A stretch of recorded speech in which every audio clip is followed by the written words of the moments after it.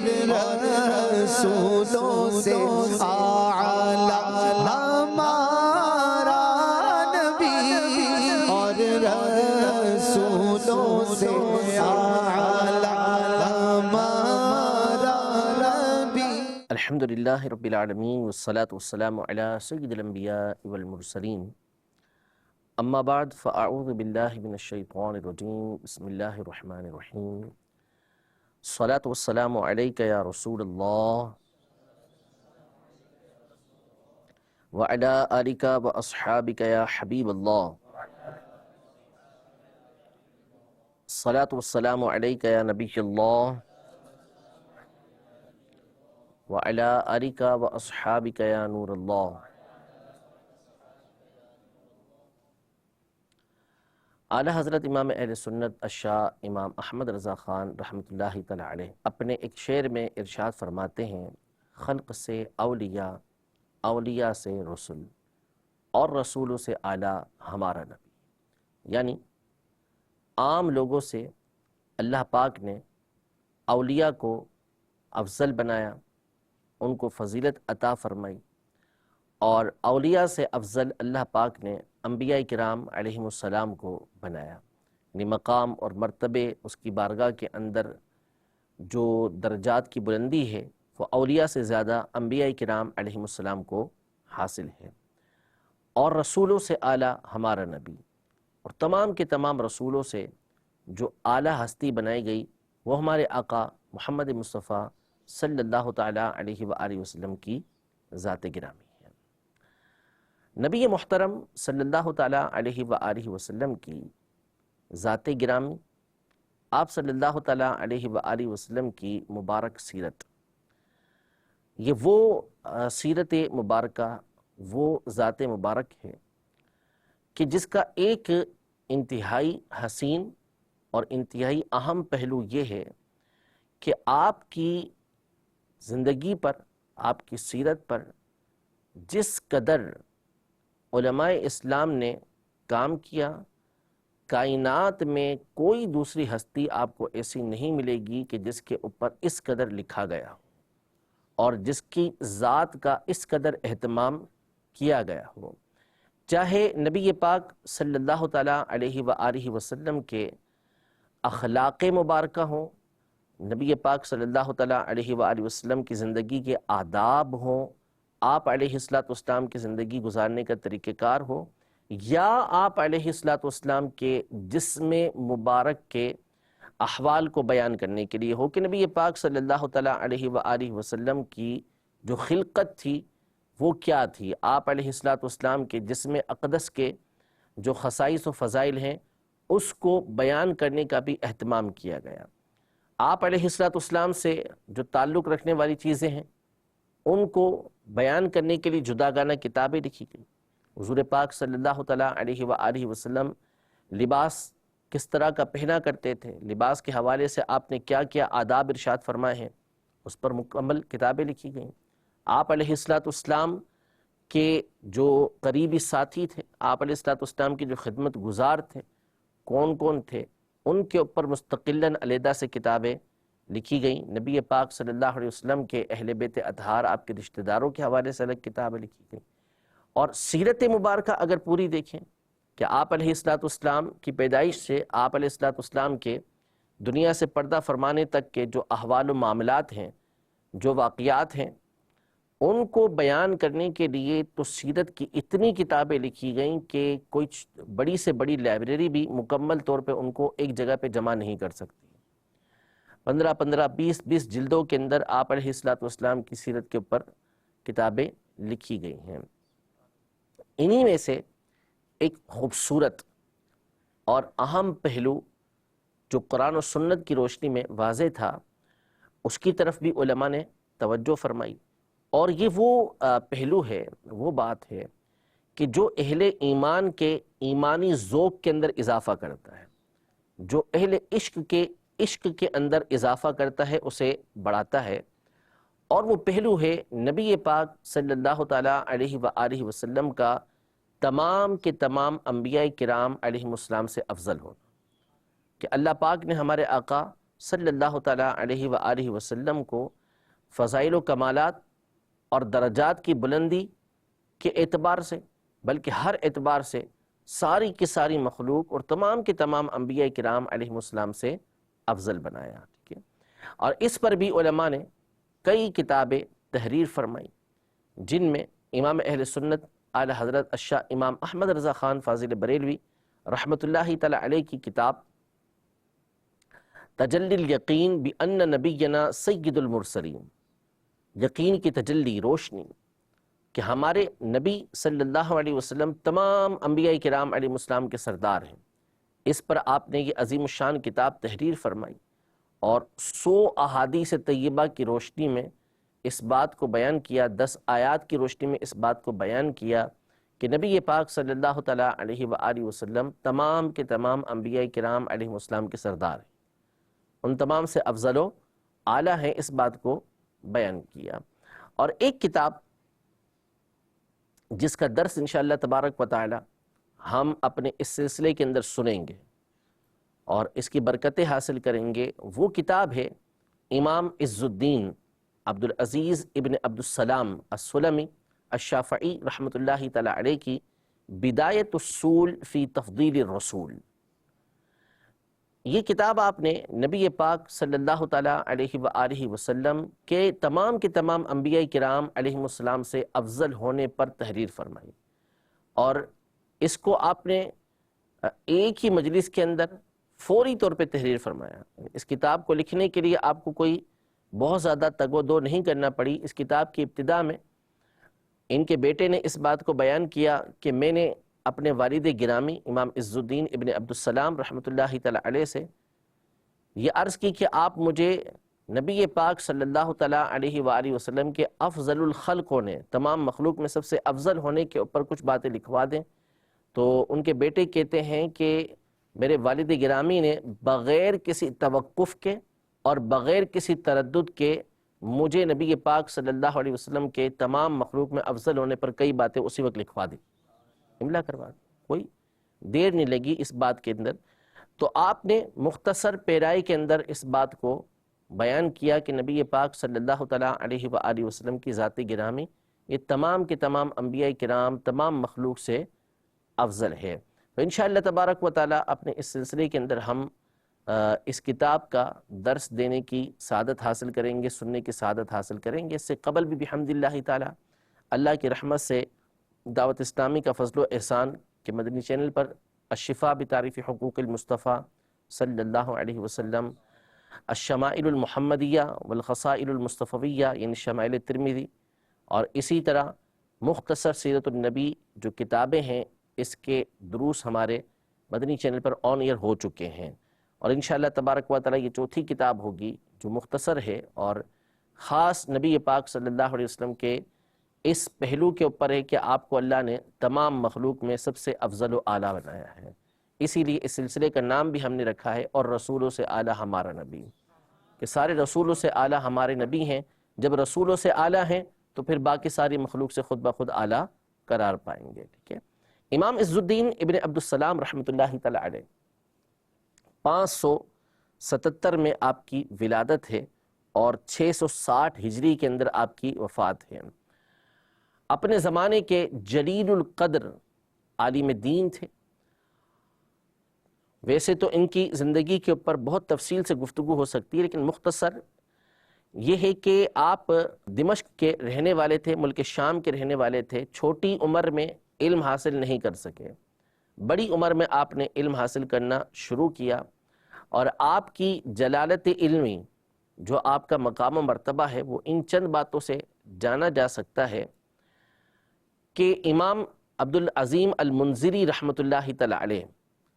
جن کی حدیث کے اوپر مشہور و معروف کتاب ہے الترغیب والترہیب،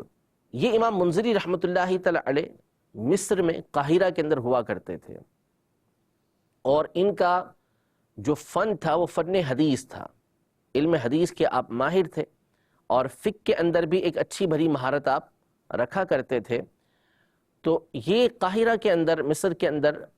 فتویٰ دیا کرتے تھے۔ ویسے ان کا اپنا مدرسہ تھا جس میں علم حدیث بھی پڑھایا کرتے تھے، لیکن ساتھ میں فتاویٰ بھی دیا کرتے تھے۔ امام عز الدین ابن عبدالسلام رحمۃ اللہ تعالی علیہ جب ملک شام سے ہجرت کر کے مصر پہنچے تو امام منذری رحمۃ اللہ تعالی علیہ نے اب فتویٰ دینا ترک کر دیا، روک دیا، اور فرمایا فتویٰ دینے کے اہل امام عز الدین ابن عبدالسلام ہے، جو مسئلہ پوچھنا ہے ان سے پوچھا جائے۔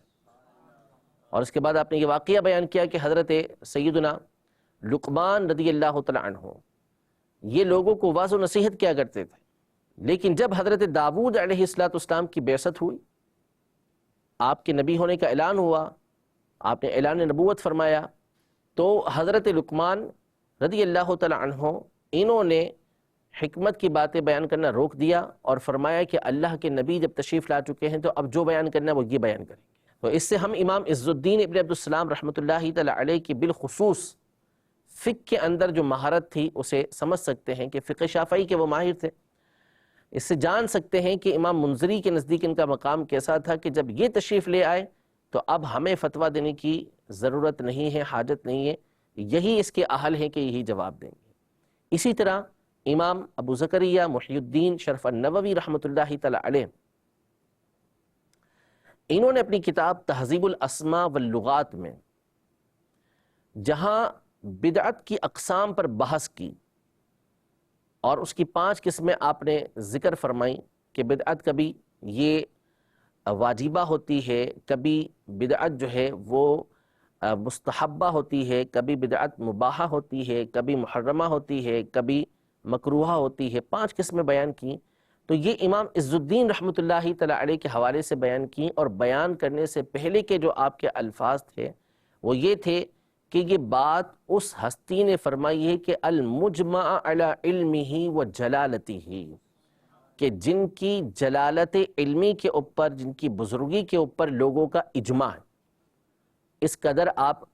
بڑے عالم دین تھے، بالکل واضح طور پر آپ جو ہے وہ برائیوں کے خلاف بیان کرتے تھے، نیکی کا حکم دیا کرتے تھے، یہاں تک کہ جو سلاطین تھے اس زمانے کے سلطان جو ہوا کرتے تھے وہ آپ کے ہاتھ پر بیعت کیا کرتے تھے۔ آپ سلطان العلماء اور بایع السلاطین کہلایا کرتے تھے کہ سلاطین آپ کے ہاتھ پر بیعت کرتے اور علماء کے آپ سلطان کہلاتے تھے۔ تو اور بہت ساری باتیں ان کی کتابوں کے اندر، ان کے حالات کے اندر مذکور ہیں، اس سے ہم ان کی جو علمی جلالت ہے اس کا اندازہ لگا سکتے ہیں۔ تو اور کتابوں کے علاوہ ان کا یہ مختصر رسالہ ہے جس کا نام ہے بدایت الصول فی تفضیل الرسول، رسول کریم صلی اللہ تعالیٰ علیہ وآلہ وسلم کی افضلیت کے حوالے سے یہ کتاب آپ نے تحریر فرمائی ہے۔ انشاءاللہ تبارک و تعالیٰ اس کا درس ہم ان 12 دنوں کے اندر سننے کی سعادت حاصل کریں گے۔ مختصر رسالہ انشاءاللہ 12 دروس کے اندر ہی ہمارا پورا ہو جائے گا۔ آج کے سلسلے میں انشاءاللہ تبارک و تعالیٰ اس کی ابتدائی باتوں کو کچھ سننے کی ہم سعادت حاصل کریں گے، لیکن اس کو بیان کرنے سے قبل ایک اہم بات میں آپ کے سامنے بیان کرتا چلوں جس کی طرف توجہ بہت زیادہ ضروری ہے، کہ انبیاء کرام علیہم السلام یہ تمام مخلوق کے اندر سب سے زیادہ معزز و مکرم ہیں۔ ان کی عزت، ان کی تکریم، ان کی تعظیم یہ سب سے زیادہ کرنا ضروری ہے۔ کوئی بھی نبی علیہ السلام ان کے بارے میں معمولی سے معمولی ایسی بات کہ جو ان کی تنقیص کے اوپر، ان کی بے ادبی پر مشتمل ہو، وہ بندے کو دائرہ اسلام سے خارج کر دیتی ہے۔ ان کی تعظیم و تکریم کرنا کیا ہے؟ ضروری ہے۔ اب قرآن مجید فرقان حمید میں اللہ پاک نے یہ ارشاد فرمایا تلک الرسل فضلنا بعضهم علی بعض، یہ رسول ہیں کہ جن میں سے ہم نے بعض کو بعض کے اوپر فضیلت عطا کی۔ یعنی بہت سارے انبیاء کرام علیہ السلام کا تذکرہ قرآن مجید کے اندر موجود ہے، لیکن کیا سارے برابر ہیں؟ تو فرمایا نہیں، بلکہ یہ وہ رسول ہیں کہ جن میں سے بعض کو ہم نے بعض کے اوپر فضیلت عطا فرمائی ہے۔ جبکہ صحیح حدیث مبارکہ کے اندر یہ ہے کہ نبی پاک صلی اللہ تعالیٰ علیہ وآلہ وسلم نے ارشاد فرمایا کہ لا تفضلوا بین الانبیاء، کہ انبیاء کے درمیان آپس میں افضلیت کو بیان نہ کرو۔ اب قرآن کی آیت کا تقاضا تو یہ ہے کہ افضلیت موجود ہے، حدیث پاک میں فرمایا جا رہا ہے کہ افضلیت کو بیان نہ کرو۔ تو اس کا علماء نے جو دونوں کا معنی بیان کیا ہے، مفہوم بیان کیا ہے، جس سے دونوں باتیں ہمیں بالکل واضح طور پر ٹھیک سمجھ آتی ہیں، وہ یہ ہے کہ انبیاء کرام علیہم السلام ان کی جو ذات ہے نبی ہونے کے اعتبار سے سارے کے سارے برابر ہیں. جیسے مثال کے طور پر ہم سارے انسان ہیں، تو اب یہ نہیں کہ یہ زیادہ انسان ہے یہ کم انسان ہے، بلکہ انسان ہونے کے اعتبار سے کیا ہے، سب برابر ہیں. لیکن ان کو تقوی کی وجہ سے افضلیت حاصل ہے دوسرے کے اوپر، اور دوسرے کو علم کی وجہ سے ان کے اوپر افضلیت حاصل ہے. یہ مثال کے طور پر سید ہونے کے اعتبار سے ان کا نسب اعلیٰ ہے، دوسرا کسی اور نسب سے تعلق رکھتا ہے. تو نسب کے اعتبار سے مثال کے طور پر ان کو اللہ پاک نے ایک فضیلت عطا کی، ورنہ انسان ہونے کے اعتبار سے کیا ہیں، یہ سب برابر ہیں، سب برابر ہیں، لیکن دوسرے اعتبار سے فضیلتیں یہ موجود ہیں. تو اسی طرح انبیاء کرام علیہم السلام نبی ہونے کے اعتبار سے کیا ہیں، سارے برابر ہیں، لیکن بعض کو اللہ پاک نے بعض کے اوپر مختلف فضیلتیں عطا فرمائیں. موسیٰ علیہ السلام کو یہ فضیلت دی کہ اللہ پاک نے براہ راست کلام فرمایا. عیسیٰ علیہ السلام کو یہ فضیلت دی کہ وہ روح اللہ ہیں، وہ مردوں کو زندہ کر دیا کرتے تھے، مادرزاد اندھوں کو آنکھیں دے دیا کرتے تھے. تو ان کی فضیلت کا جو انداز ہے وہ جدا گانا ہے. موسیٰ علیہ السلام کی افضلیت کا انداز جدا گانا ہے، ابراہیم علیہ السلام کی افضلیت الگ ہے. تو یوں مختلف پیرائے میں، مختلف انداز میں، مختلف زاویوں سے بعض انبیاء کرام علیہ السلام کو بعض کے اوپر کیا ہے، فضیلت دی گئی ہے. نبی پاک صلی اللہ تعالیٰ علیہ وآلہ وسلم نے یہ جو فرمایا ہے کہ انبیاء کے درمیان فضیلت نہ دو، تو اس کا مطلب ہے کہ انبیاء نبی ہونے کے اعتبار سے سارے کیا ہیں، برابر ہیں. نبی ہونے کے اعتبار سے کوئی دوسرے سے اعلیٰ نہیں ہے. ہاں دیگر فضائل کے اعتبار سے کیا ہیں، ایک دوسرے کے اوپر فضیلت حاصل ہے. ایک اس کا معنی یہ بنتا ہے کہ فضیلت حاصل ہے دوسرے کے اوپر، لیکن نبی ہونے کے اعتبار سے سارے برابر ہیں، تو اس اعتبار سے دوسرے کے اوپر فضیلت نہ دو. اور ایک معنی اس کا یہ علماء نے بیان کیا کہ ایسی فضیلت دوسرے نبی علیہ السلام کی بیان نہ کرو کہ جس کی وجہ سے دوسرے نبی کی توہین ہو، دوسرے نبی کی توہین ہو. یہ انداز گفتگو کا نہیں ہونا چاہیے، فضیلت بیان کرنے کا نہیں ہونا چاہیے. اور اللہ پاک نے اہل سنت کو یہ برکت اور یہ منصب جلیل عطا فرمایا ہے کہ وہ ہمیشہ انبیاء کرام علیہم السلام تو بہت بڑی ہستیاں ہیں، وہ صحابہ و اہل بیت اطہار کا تذکرہ بھی اسی انداز میں کرتے ہیں کہ کسی دوسرے کی تنقیص کا کوئی پہلو اس کے اندر نہیں ہوتا. جیسے ہمارا مثال کے طور پر انبیاء کرام علیہم السلام کے بارے میں فضیلت کو بیان کرنے کا، چونکہ عوام میں عام طور پہ اس طرح کی باتیں معجزات کے اعتبار سے بیان کی جاتی ہیں جو عامت الناس کے سمجھ کے اندر آ سکیں، تو اس میں کیا ہوتا ہے کہ اللہ پاک نے حضرت سیدنا موسیٰ علی نبینا و علیہ السلام کو یہ معجزہ عطا فرمایا کہ انہوں نے اپنی لاٹھی جو اسٹک ہوتی ہے وہ آپ نے پتھر پر ماری، تو نتیجہ کیا نکلا، اس میں سے 12 پانی کے چشمے جاری ہو. یہ آپ کا معجزہ تھا جو اللہ پاک نے آپ کو عطا فرمایا. بہت بڑا معجزہ تھا، بہت بڑا معجزہ تھا. لیکن نبی پاک صلی اللہ تعالیٰ علیہ وآلہ وسلم کو اللہ پاک نے جو معجزہ عطا فرمایا وہ یہ ہے کہ آپ کی انگلیوں کے درمیان سے پانی کے چشمے جاری ہو. یقیناً موسیٰ علیہ السلام کا معجزہ بہت بڑا ہے، لیکن اس سے بڑھ کر جو معجزہ ہے وہ نبی پاک صلی اللہ تعالیٰ علیہ وآلہ وسلم کی ذات گرامی کا. اس لیے کہ پتھر سے پانی جاری ہوتا ہے، نہریں نکلتی ہیں پہاڑوں سے، چشمے بہتے ہیں پہاڑوں سے، تو پتھر سے پانی بہتا ہے، لیکن ظاہر ہے کہ صرف اپنی لاٹھی کو مار کر اس سے پانی کے چشمے جاری کر دینا کیا ہے، ایک بہت بڑا معجزہ ہے. لیکن انگلیوں سے پانی کہاں بہتا ہے، وہ بھی پانی کے چشمے جاری ہو جانا کہ جس سے بیسیوں کی تعداد کے اندر صحابہ کرام علیہم رضوان یہ سیراب ہو جائیں، اپنے جانوروں کو پانی پلا دیں، برتن بھر لیں، یہ کہاں ہوتا ہے. تو یقیناً یہ کیا ہے، موسیٰ علیہ السلام کے معجزے سے بڑھ کر اس میں کوئی موسیٰ علیہ السلام کی توہین کا پہلو نکلا؟ ہرگز نہیں. آپ کو کہ یہ کوئی معجزہ ہوتا ہے، پتھر سے تو پانی جاری ہوتے رہتے ہیں، اسٹیک مار کے تو پتھر سے پانی جاری کیا تو کوئی معجزہ ہے کیا؟ معجزہ تو یہ ہوتا ہے جو ہمارے نبی علیہ الصلوۃ والسلام نے جاری کیا.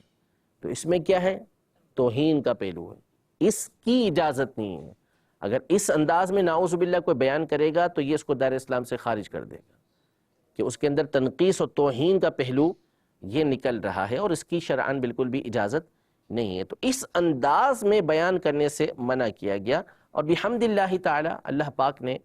اس بات کی توفیق عطا فرمائی ہے کہ ہمیشہ آپ نے علماء اہل سنت کو اسی انداز میں بیان کرتے ہوئے سنا ہوگا. جو اس کے برعکس بیان کرے تو یہ بیان کرنے کا طریقہ کار ٹھیک نہیں ہے. لہذا اس پہلو کو پیش نظر رکھنا یہ ضروری ہے. انشاءاللہ کتاب شروع کریں گے،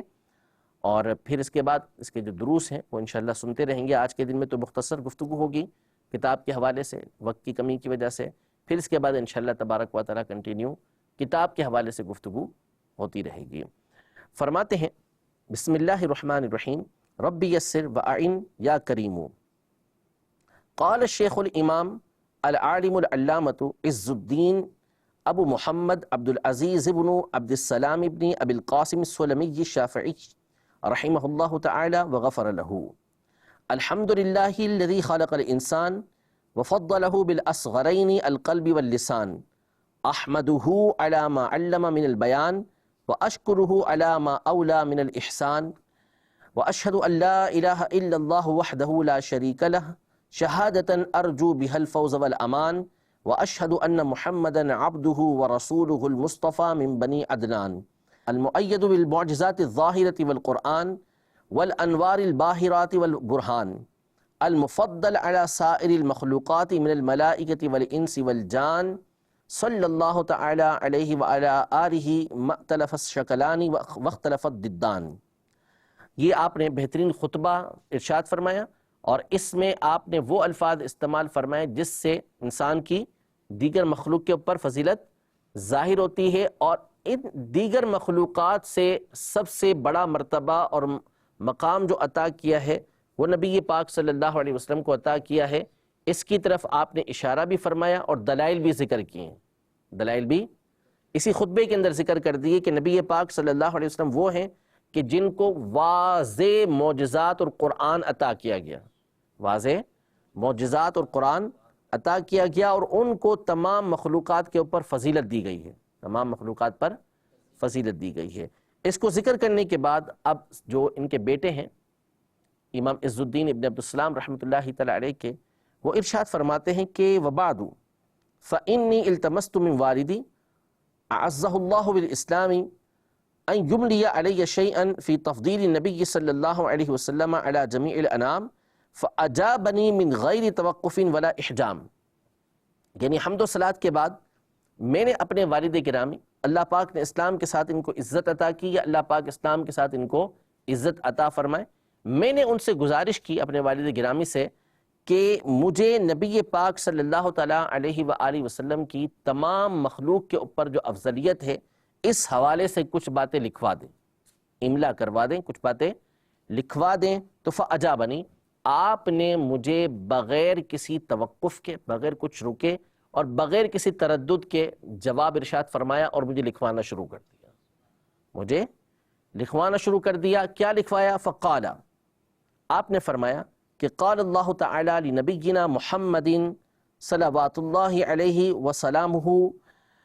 متمننا علیہ معرفا لقدرہ لدیہ وانزل اللہ علیک الکتاب والحکمت وعلمک ما لم تکن تعلم وکان فضل اللہ علیک عظیما. کہ اللہ جل شانہ اپنے نبی محمد صلی اللہ علیہ وسلم کے بارے میں ان پر احسان فرماتے ہوئے